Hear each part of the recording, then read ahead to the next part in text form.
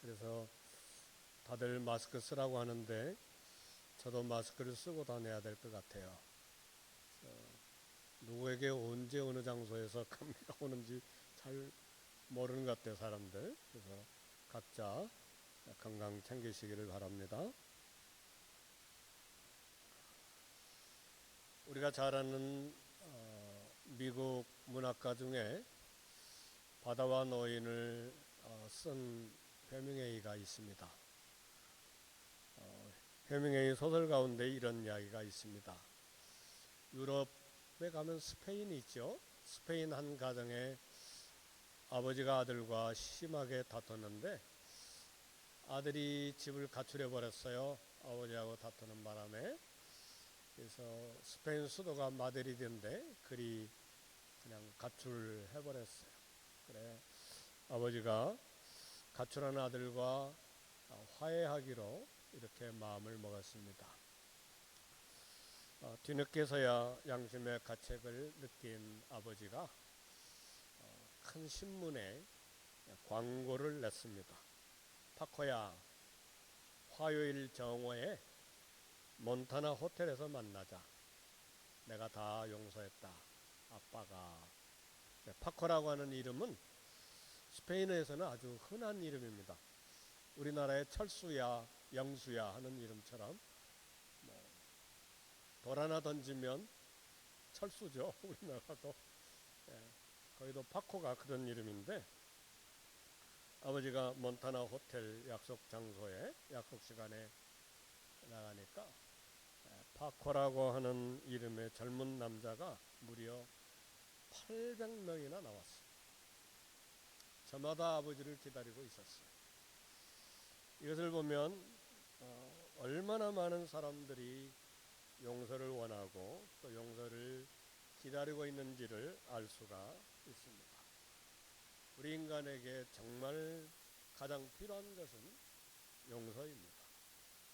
오늘 우리가 누리고 있는 이 모든 축복도 하나님의 용서가 있었기 때문에 가능한 것입니다.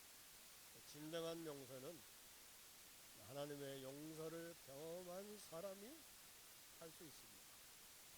용서를 느끼고 용서에 대해서 감격한 은혜가 있고 하나님의 용서 확신이 있는 그런 사람이 용서할 수가 있습니다. 오래전에 아시는 분은 아시겠습니다. 고려대학교에 지금 돌아가셨죠. 교수님인 김인수 장로님이 이런 이야기를 했어요. 하나님의 사랑에 대한 90%는 순종이다. 그리고 사람에 대한 사랑의 90%는 용서다. 이게 무슨 말이냐면 하나님을 사랑하는 증거의 90%가 순종이라는 말이고 사람을 사랑하는 증거 90%는 용서로만 알 수 있다. 그런 이야기죠. 김인수 장로님 교수님이시면서 영적인 상당한 영향력을 행사하신 분이신데 그런 이야기를 했습니다. 유대교 랍비들은 죄 지은 이웃을 최대 3번 용서해 주는 것을 최선으로 생각을 했습니다. 오늘 주님 오늘 본문의 말씀 보니까 하루 동안에 7번 내게 죄를 짓고 7번 돌아와서 잘못했다고 회개하면 그때마다 용서해라. 근데 사실은 성경에 기록된 3이라는 숫자, 7이라는 숫자, 12이라는 숫자는 완전 숫자잖아요. 그러니까 꼭 7번, 또 그런 사람도 없겠지만 또 그런 사람이 있을 수도 있고 그랬지만 7번 하루에 죄를 너한테 짓고 7번 돌아와서 회개하면 그때마다 다 용서해 주라. 네, 마태복음 18장 22절에 보니까 주님은 7번을 70번씩이라도 용서해라. 그렇게 말씀하셨습니다. 이 말씀은 불의한 이웃에 대해서 끝없는 관용, 끝없는 용서의 자세를 가지라는 말씀입니다. 이것이 용서받을 사람에게도 필요하고 용서하는 나에게도 필요하고, 또 나도 용서받아야 될 필요가 있고 상대방은 나를 용서해야 되고, 이 땅에 살아가는 동안에 하나님의 용서가 우리에게 임했기 때문에 용서하는 삶이 얼마나 중요한지를 우리 주님이 가르쳐 주시는 것입니다. 근데 바리새인들은 백성들이 조금만 죄를 지어도 정죄하고 선민의 자격을 박탈했습니다.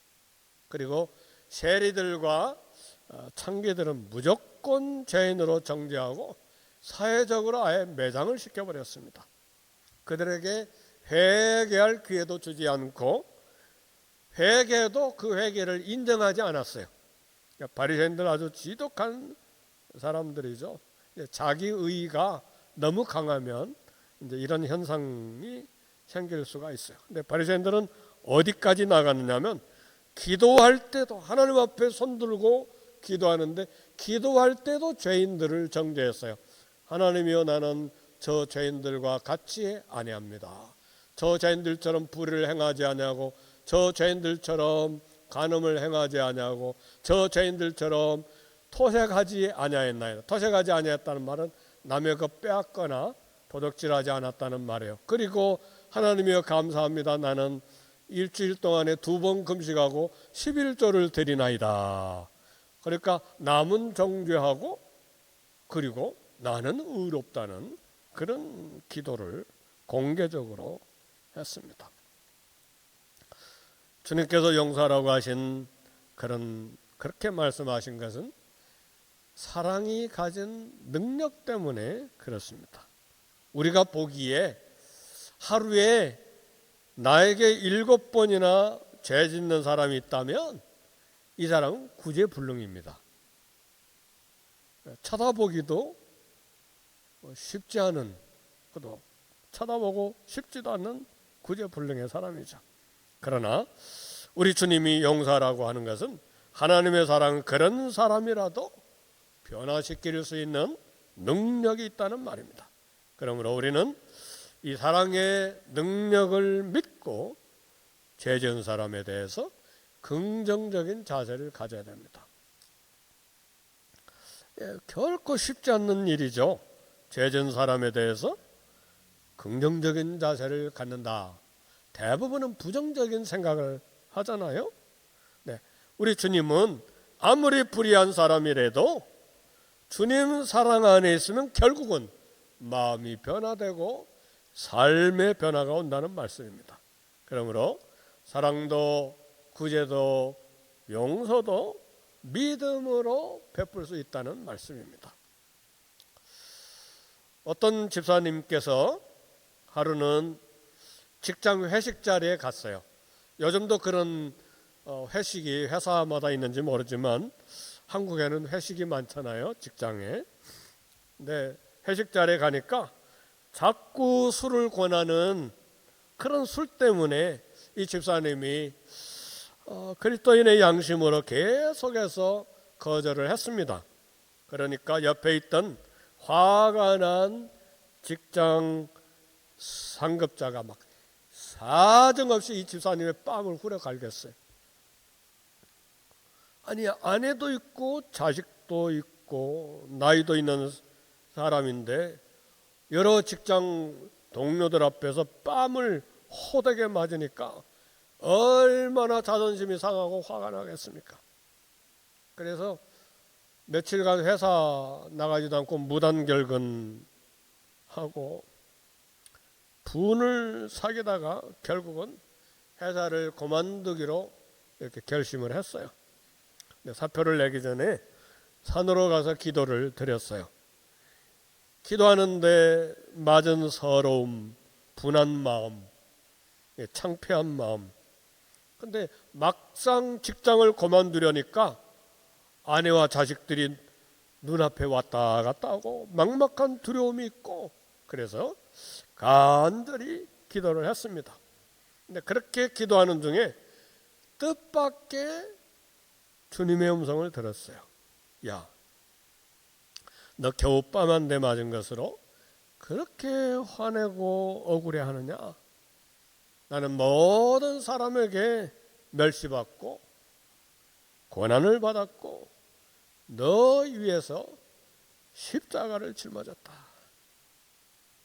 뺨 한 대 맞은 것 고난이라고 화내고 직장까지 그만두려고 했던 집사님, 주님의 음성에 그리스도의 고난을 생각하고 눈물이 나왔어요.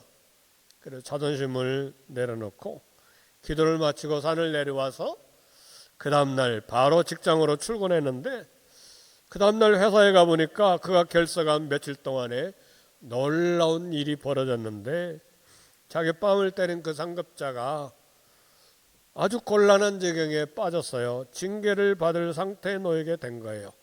뭔가 일을 잘못 처리해서 문제가 회사에 손해가 나는 심각한 일이 생기게 된 거예요. 근데 집사님이 자신의 뺨을 때린 그 상급자를 위해서 변호하고 구명운동을 했습니다. 결국 회사에서 내리려고 했던 징계가 해결이 됐습니다. 뺨을 때렸던 그 상급자가 놀라운 충격에 사로잡혔어요. 이 집사님의 이해하지 못할 사랑과 용서에 감동이 됐어요. 아직 예수님 믿기 전이기 때문에 로마서 12장 20절 말씀도 모르는 가운데 자기 머리에 숯불을 쌓아놓는 경험을 한 거예요, 상급자가. 그래서 복음을 받아들이고 그리스도인이 되고 직장 신우회를 인도하는 리더가 됐습니다.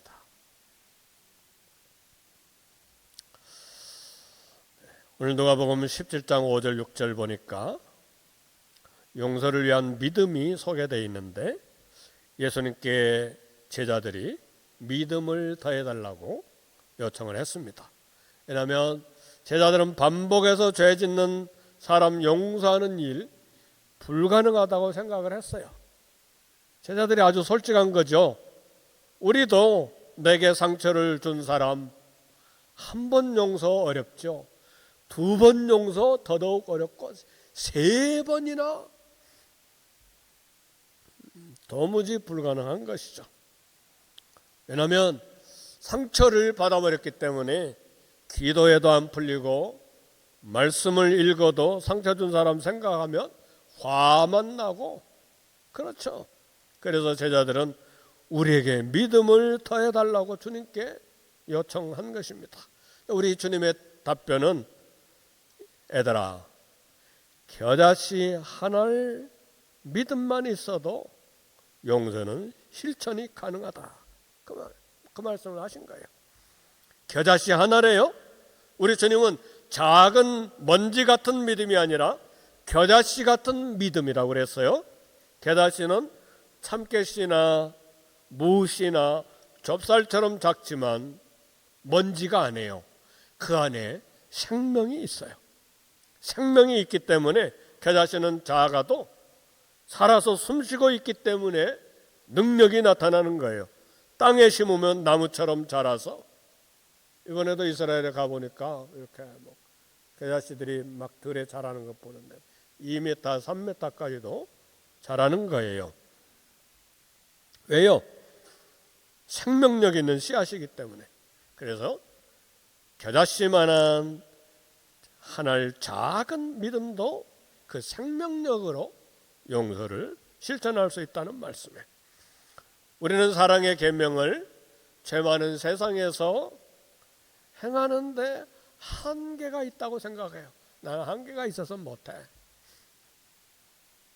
그리고 감정이 힘들 때는 용서는 상상도 못하는 것이죠. 어떻게 하면 원수 갚을까, 그런 생각만 나는 것이죠. 그렇죠. 이게 우리의 본능이고 본성인데, 그러나 주님이 나를 영원히 용서해 주셨음을 확신하면 용서가 가능합니다. 주님이 천국 기업을 주실 것을 확신하면, 천국 기업은 회사라는 말이고 원어의 뜻은 보물이라는 말이에요. 천국 보물, 기업 주실 것을 확신하면 가난한 이웃 구제하는 거 쉬운 일이에요.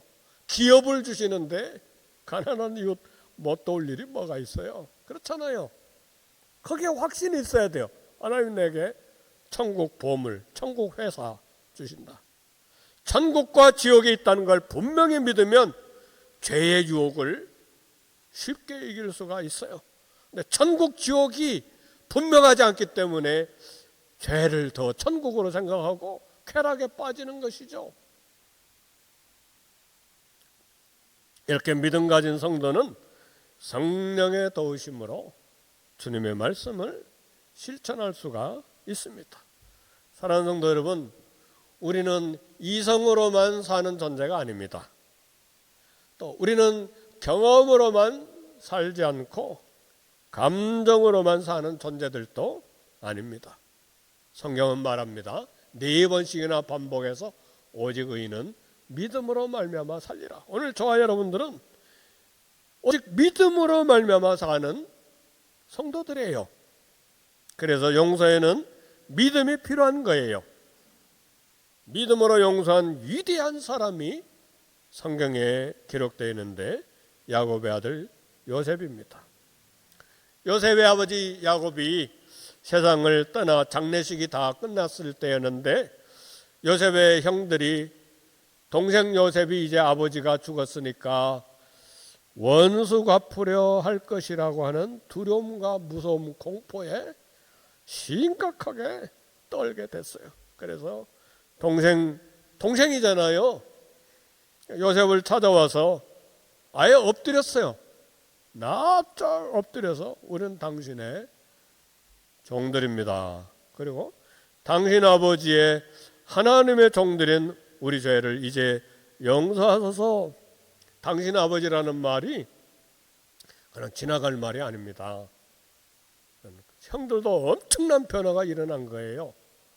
과거에 집에 있을 때 야곱이 부인이 4명이어서 아들 12를 낳았는데 자기가 사랑하는 둘째 부인 라헬의 소생인 요셉만 사랑했잖아요.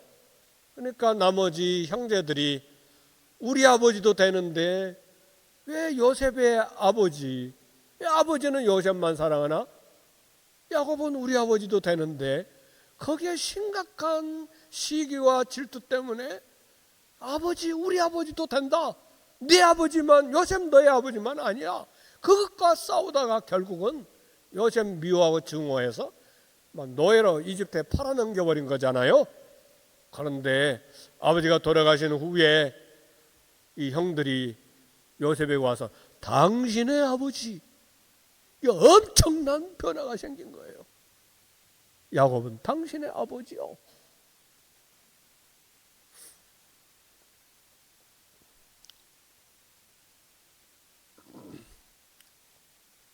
이번에 이스라엘 아브라함 무덤에 갔는데 그 옆에 야곱의 무덤도 있는데 야곱 무덤 옆에 라헬의 무덤이 없고 레아의 무덤이 있어요.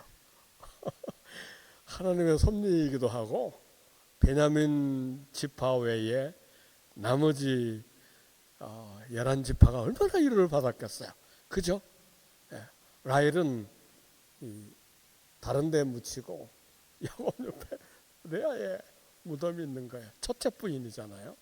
하나님 참 재밌으시기도 하시고 야곱이 또 죽기 전에 아마 그것 생각하지 않았을까 그런 생각도 듭니다. 그래서요, 사랑하는 성도 여러분, 가정에서 문제가 일어나든 사회에서 문제가 일어나든 어느 곳에서 문제가 일어나든 하나님의 기쁘신 간섭과 개입이 있기 때문에 너무 크게 상처 생각하지 말고 주 안에서 잘 해결해 나가는 믿음이 있기를 주의 이름으로 축복합니다.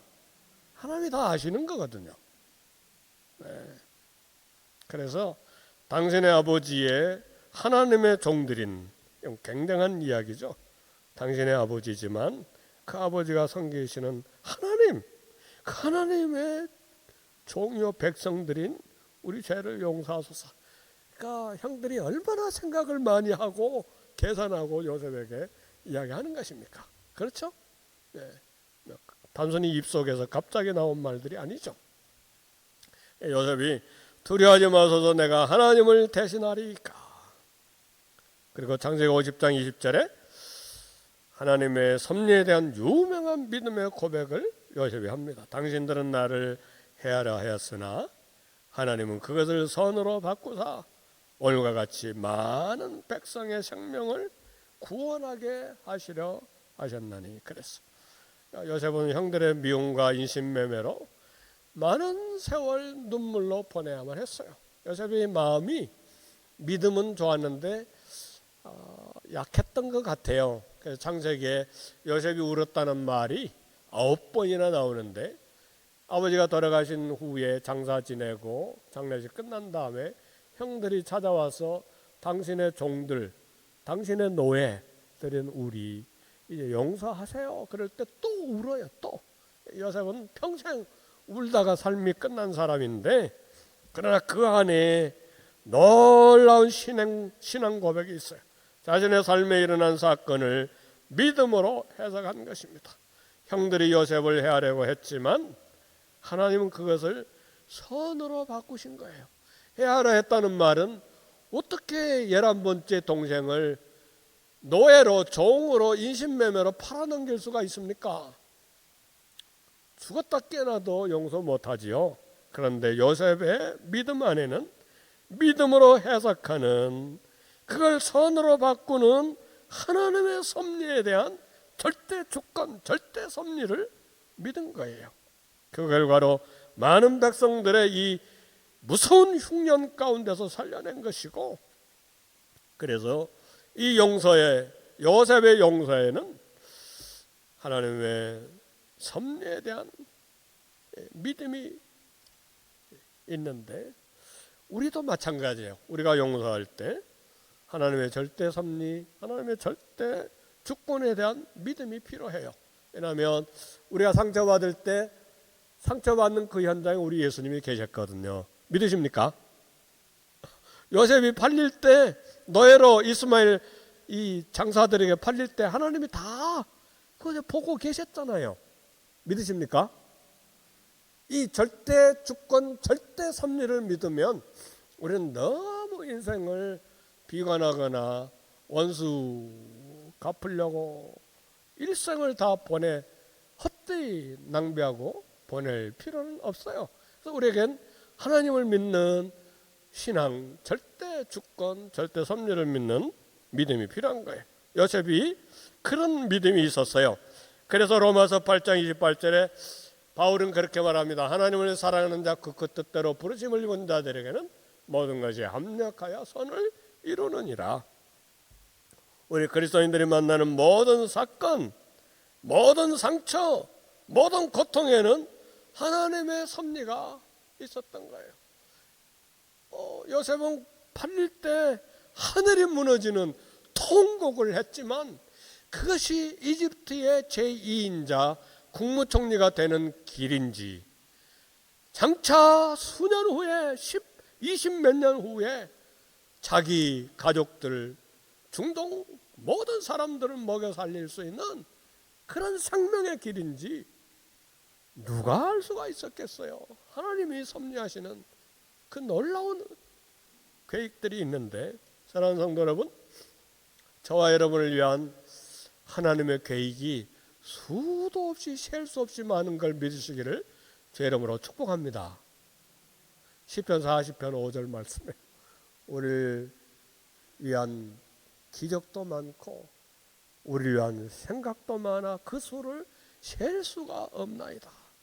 그런데 영어 성경에는 우리를 위한 생각을 우리를 위한 플랜으로 이렇게 번역이 되어 있어요. 우리를 위한 플랜이, 계획이 너무 많아서 셀 수가 없나이다. 그게 우리 하나님이에요. 저와 여러분을 향한 하나님이에요. 요셉 용서하는 믿음,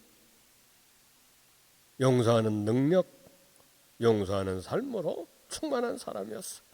그래서 요셉은 입으로만 내가 당신들을 용서합니다 그렇게 말한 것이 아니라 창세기 50장 21절 보니까 당신들은 두려워하지 마소서 내가 당신들과 당신들의 자녀를 기르리다 하고 그들을 간곡한 말로 위로하였더라. 이 어려운 흉년의 때에, 이 어려운 기근의 때에, 당시 북아프리카와 중동의 온 땅에 굶주림 때문에 허덕이는 때에 수십 명이 넘는 조카들을 다 양육하고 교육비를 제공하겠다고 하는 말이에요. 한두 명 조카 미국 대학 다니는 학비 내는 거 상상도 못하는데 그 수십 명이 넘은 조카들 다 학비 대고 먹이고 그러겠다는 말이에요. 저도 그것 때문에 감격해서 어젯밤에도 형제들에게 과거에 내게도 그런 일이 있었습니다. 선교사로 있을 때에 세 딸들을 자기 집에 데려다가 UCLA와 UC알바인에, 그리고 막내 고등학교 다니는데 학비 다 내주고 먹여주고 그 집에서 살게 하고, 세상에 그럴 일이, 어떻게 그런 일이 일어날 수가 있겠습니까? 한때에 하나님께서 섭리로 그렇게 하셨는데 평생 잊을 수가 없습니다. 그렇게 한국에 있는 형제들에게 이렇게 카톡을 주고받았는데, 요셉이 용서하는 믿음, 용서하는 능력, 용서하는 삶으로 충만한데 말로만 하지 아니하고 내가 당신들과 당신들의 자녀를 기르리이다, 양육비를 다 대겠다는 말이에요. 사랑하는 성도 여러분, 때때로 억울한 일로 고난당합니다. 그때 우리가 스스로 심판자로서 복수의 칼을 휘둘러서는 안 돼요. 하나님의 섭리가 그 안에 있기 때문에 그것이 어떻게 변화야 선이 될지 하나님의 계획하시고 계시는데 주께 엎드려 주님께 맡겨드려야 돼요. 믿음으로 억울한 일 주님께 맡기는 하나님의 큰 일꾼들이 되어야 합니다. 요셉은 상처받을 때 상처를 준 사람들을 향해서 분노하지 않았어요. 주님을 바라보았고 주님을 바라보았을 때 주님의 용서와 사랑이 요셉에게 가득하게 임한 거예요. 내가 용서하지 않으면 마음의 상처가 나를 괴롭게 하고 힘들게 합니다. 내가 용서하지 않고 상처를 품고 있으면 나는 그 상처의 노예가 돼요. 그래, 그 용서하지 못한 상처가 화가 나게 하니까 막 소화도 잘 안 되고 하루 종일 기분도 나쁘고 어두운 신앙생활을 하게 되고, 그렇지 않아 신앙의 능력이 다 사라져버리고 찬송해도 기쁘지 않고 말씀을 읽어도 귀에 들어오지 않고 감동이 없고 그렇게 돼요. 그게 상처의 노예가 됐기 때문에 그래요. 그래서 고난당할 때, 상처를 입을 때 잠시 고통은 당하지만 위대한 사랑이신 예수님을 바라봐야 돼요. 예수님을 바라볼 때 우리에게 놀라운 사랑의 용서와 평화가 임하는 것입니다. 사도 베드로가 결정적인 순간에 예수님을 모른다고 배반했고 그것 때문에 너무 자존심이 상하고 스스로 수치스럽고 자책감이 들고, 그래서 갈릴리 바다로 고기 잡으러 가버렸죠. 밤새도록 고기 한 마리 잡지 못하고 있다가 부활하신 주님을 갈릴리 해변에서 새벽에 만났어요. 예수님이 베드로와 제자들을 위해서 생선과 떡을 구워서 아침 식사를 이렇게 만들어 주셨습니다. 식사를 마친 후에 우리 주님이 베드로에게 한마디도 꾸짖지도 않으시고, 요한의 아들 시몬아, 내가 이 사람들보다 나를 더 사랑하느냐? 내 어린 양을 먹이라. 우리 주님 베드로 다 용서하시고 사명을 다시 맡겨 주셨습니다. 그리고 평생 헌신하고 나중에 주 위에 순교했습니다. 이것이 사랑이 가지고 있는 용서의 위대한 힘입니다. 하나님께서 우리를 다루시는 방법은 분노가 아니고 사랑과 용서입니다. 그래서 우리는 예수님처럼 용서하면서 살아가야 합니다. 그것이 우리 상처를 치료받는 길이요, 주님 앞에서 쓰임받을 수 있는 길입니다. 우리 가슴에 아픔과 미움 가득한 상처투성이, 우리가 그 상처투성이 사람들이죠. 그러나 이제는 그 모든 상처를 주님 십자가 앞에 내어놓고 치료를 받아야 됩니다. 우리 예수님은 상처를 받고 그 받은 상처로 우리를 치료해 주십니다. 예수님의 상처는 뭡니까? 십자가에서 몸이 찢기시고 피 흘리신 죽음의 상처이죠. 그래서 예수 그리스도를 상처 입은 치유자라고 부르는 이유가 거기에 있습니다. 나와 여러분도 건강한 치유자는 아닙니다. 상처 입은 치유자들입니다. 내가 상처받은 아픔이 없다면 이웃이 받은 상처 이해할 수도 없을 거예요. 상처 입은 치유자로서 하나님 앞에 치유의 쓰임받는 저와 여러분이 되시기를 주의 이름으로 축복합니다. 아멘. 우리 다 같이 1, 2분간 말씀